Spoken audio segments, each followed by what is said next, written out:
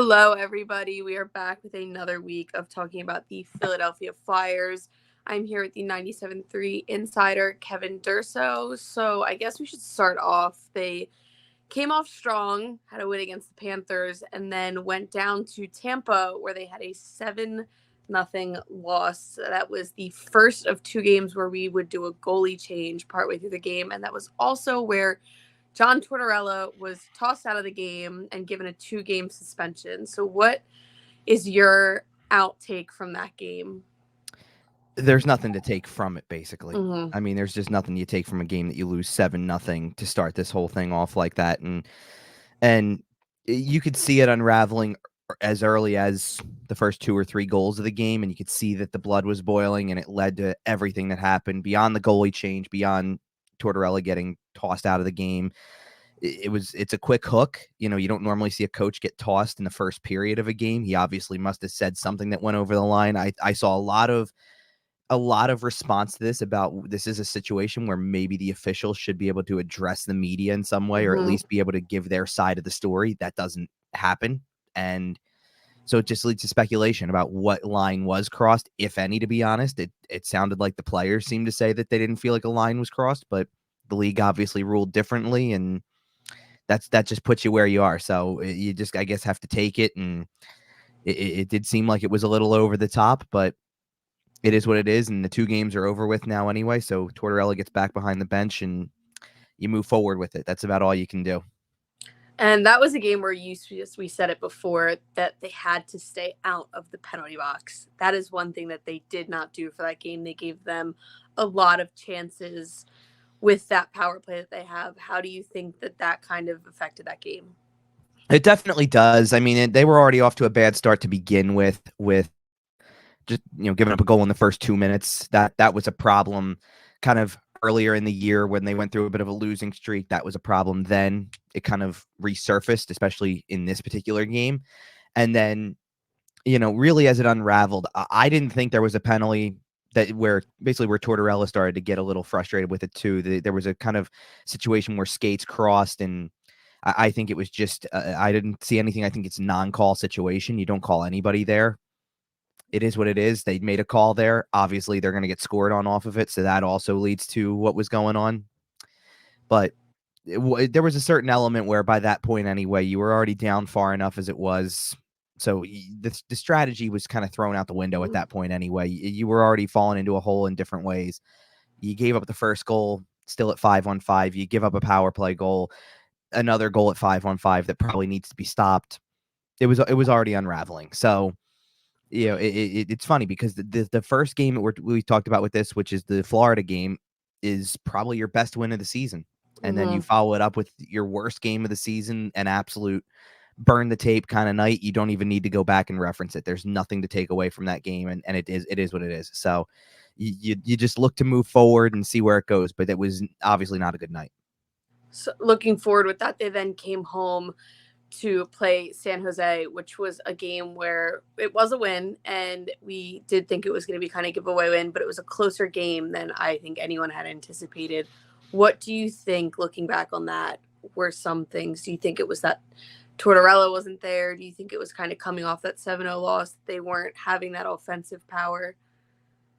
I think right now one of the areas where it's a struggle is they do have new pieces in place. So you're trying to get guys to adjust to things.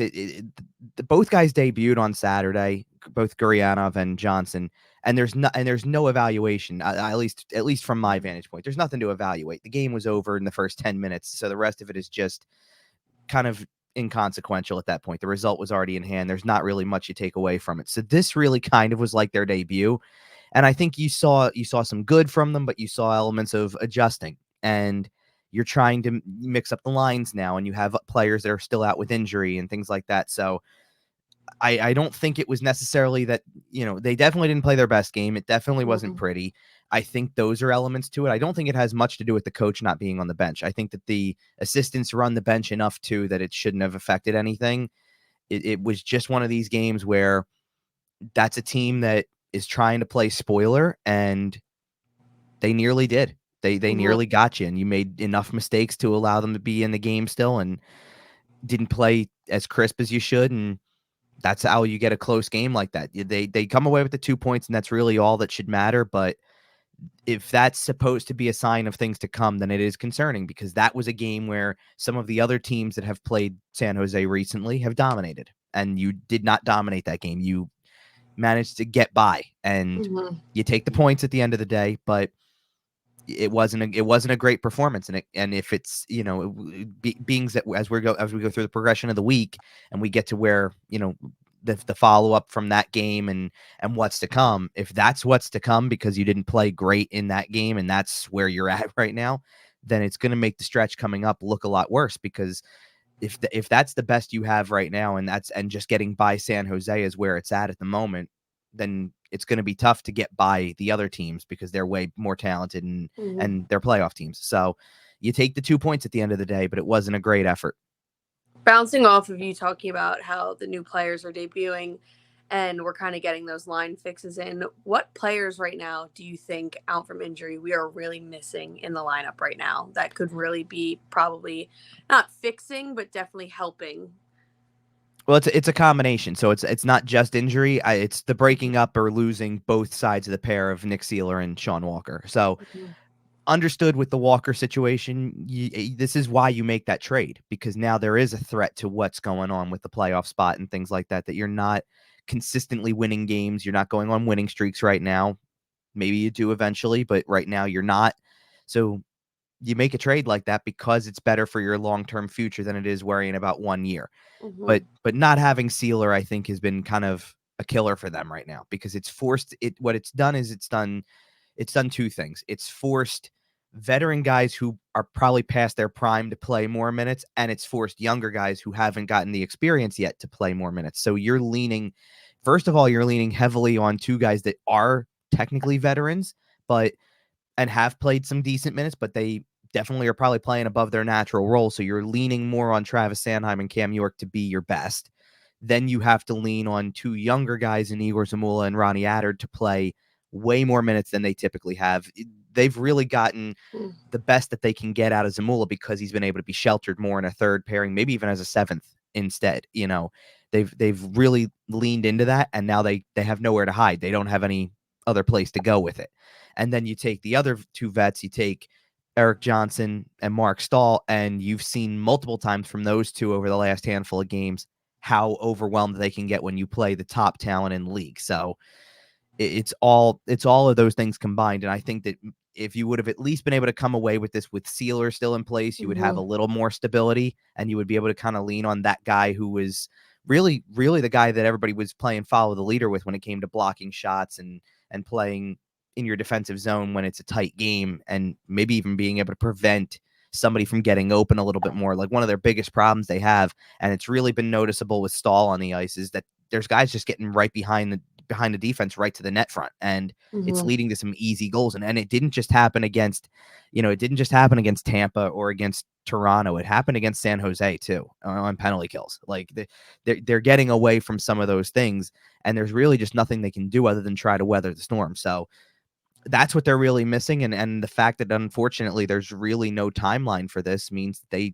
have no choice but to try to get by me. I guess you could try to dip back into the minors if you really wanted to, but you'd just be playing the inexperienced card again. So you're either picking one side or the other, either really inexperienced or experienced but past their prime. So Mhm. you kind of have to pick your battle here and figure out which one's going to be the best way to go. And I think right now John Tortorella is going to take the side of, I know what I'm going to get from Stahl and Johnson, and that's what they're going to roll with for now. We'll see if that changes, but for now, that's what it is. But I think that really missing Sealer more than anything, they had won games without Drysdale and without Ristolainen, and so they had already kind of had to learn how to play without them. Mhm. You take really a third and then a fourth guy out of the picture because of Walker as well. So you take Sealer out with the injury, and you take away a guy via trade, and all of a sudden the defensive core that you've gone to battle with for 75% of the season is now down 4 players, and it's really Mhm. hard to recover from that. So that's the battle they got to go through right now, is being down that many defensemen. So moving on down that week, the Toronto game, they came home again and they had another goalie change during this game. It was a 6-2 loss to Toronto. Do you think there's anything that they can pull out of that game specifically to take with them to fix for the future? This one, yes. The 7-0 game, there's not as much you can take because it Mhm. just unravels so quickly. This one, you went down 3-0 in the first period, and it looks like the Tampa game again. But you get back into it a little bit with an early goal in the second period, and then you kind of weather the storm. It was a competitive game going into the third period. If you get the next Mhm. goal, you certainly have a chance to come back in that game. I thought in the first period, what has been kind of their calling card the entire season, and one of the things that I think is essential to their success wasn't happening. They need to check. They need to be able to be Mhm. somewhat physical. They need to be able to take away that space, because if they don't, they're going to get beaten up and beaten bad. I mean, it's just the way it is with them. They have to be they have to be hard on pucks and hard on the opponent. And if they're not, they're going to have whoever they're playing skate circles around them, and they're going to be kind of on their heels at different points throughout the course of the game. And it started that way. It could have, just as easily as it was 3-0 the way that it was, it could have easily been 4 or 5. I mean, they had a goal also taken off the board that some people would sit there and say, was that really a missed stoppage or something like that? There's definitely case for review. Ultimately, when you slowed it down, it is a hand pass, and they get the goal back anyway. So it really wasn't like they got out of that thing escaping with a 2-0 Mhm. deficit and a chance to get it back to within one quickly. They were still down 3-0. And again, 3-0 on a goal that just like in the Tampa game, I think the third goal is one that Sam Harrison's got to stop. As much as he's been worked a lot lately, and it's probably a lot for him to take as a rookie, you still have to be mindful of the fact that there's shots from that distance and that pretty much go unscreened or close to unscreened. You still need to get a save out of that. So Mhm. as far as the rest of it goes, though, you could see that the defensive play was lacking too, and that kind of goes back to the injury thing and all that stuff like that. So it's very simple for me. They need to play their style to win any of these games, and that was what they did so well against Florida, was that they did manage to stay within it, because as you watch that game progress and get to the latter stages of the third period where they eventually win it, they're playing the way that they want to play. And you can see how they're taking away the opportunities for the opposition. This time around, you're just kind of Mhm. hoping that it doesn't go in. You're hoping that your goalie makes a save. You're hoping that you can somehow or other eventually find a way to just clear it out. And then you're not generating either. So they're losing both angles of that. They're not taking away from the opposition, and they're not gaining anything offensively off of it. Mhm. It's really a struggle at both ends. They need to play their game in order to win any of these games, and hopefully I liked what Bradshaw said after the game in terms of hopefully they take it as a wake up call that you can lose a game in the first 10 minutes. That something that happens so early in the game can be the difference in the game overall, despite the fact that they've been resilient this year and that they've come back multiple times from multiple deficits over the course of the season. You can't just lean on the fact that you're a resilient team. You've got to kind of play your game from the start, and you can do things early in a game that do cost you the game. So hopefully it's a wake up call, and hopefully there's elements of this that they take with them going into next week too. They play them again, having played them Thursday night, they play them again within 5 days. So take some elements from it and see if you can't find a way to win that one, because you're going to need, one of the things I also said is that, and I guess this ties into the game that was on Thursday, is that they got a lot of help from the scoreboard, and that's great that Mhm. they got a lot of help from the scoreboard. But at some point in time, you're not going to be able to rest on the scoreboard helping you. You've got to win some games, or at least gain some points out of this stretch. You're not going to be able to go 0-7 against all those playoff teams and come away with being in a playoff spot. I just don't see how that's going to happen. I see it. I see too many opportunities for everybody else over a 7-game span to find a way to make up 4 or 5 points in the standings. Mhm. So, as great as Thursday was from a scoreboard watching standpoint, I don't think you're going to get that kind of luck going forward. I think you're going to have to do something about it. So, that's what they have to look for, and it'll start as soon as Saturday against Boston. You start that hopefully as soon as that happens. And I think another element to consider, and it's looking kind of farther ahead beyond this stretch of 7 games again, and this gauntlet that I've kind of really been talking about for a few weeks with all these playoff teams, is they're going to come out of that, and their first game against a non-playoff team after this Mhm. stretch is Montreal, who just took Boston to overtime and doesn't seem to be giving in, doesn't seem to care. And they've got Buffalo on the schedule in early April, who all of a sudden has gotten hot and is now back in the playoff conversation a little bit. Mhm. So they don't have a bunch of games after these games against playoff teams that are easy. And that's something else that they have to realize as well, is that you can't just rest on the fact that some of these games are going to be easy and they're non-playoff teams. These non-playoff teams are playing just as hard right now. So you have to keep that in mind and really get back to the roots of what has made you successful all year. So like you said, going into this end of this gauntlet, like you were saying, they're only ahead by 4 points, but there's a lot that can change coming up. We have Boston Saturday night, another playoff team, like you were saying. How do you think this matchup? It's another team with big players. Like you said, we've struggled all season with teams with those dominant players. How do you think that this matchup is going to look for the Flyers? You have to hope it looks differently than the Toronto game did. And honestly, what they did decently in the early going against Toronto was, I mean, as much as they still looked overwhelmed by this, they did keep the key players off the board, with the exception of, I think, the opening goal, because that was still a Nylander Matthews setup on Bertuzzi's opening goal. But they managed to kind of, you don't want to get beat on those teams. You don't want to get beat by the depth guys, but that's who was doing the work in the first period. So it's not like you can't get past some of the team's top guys. And I think that's where that Florida game comes into play again too, because you can rest on the fact that they have a leading scorer in the league, or one of the top scorers in the league, in Sam Reinhart. He didn't score.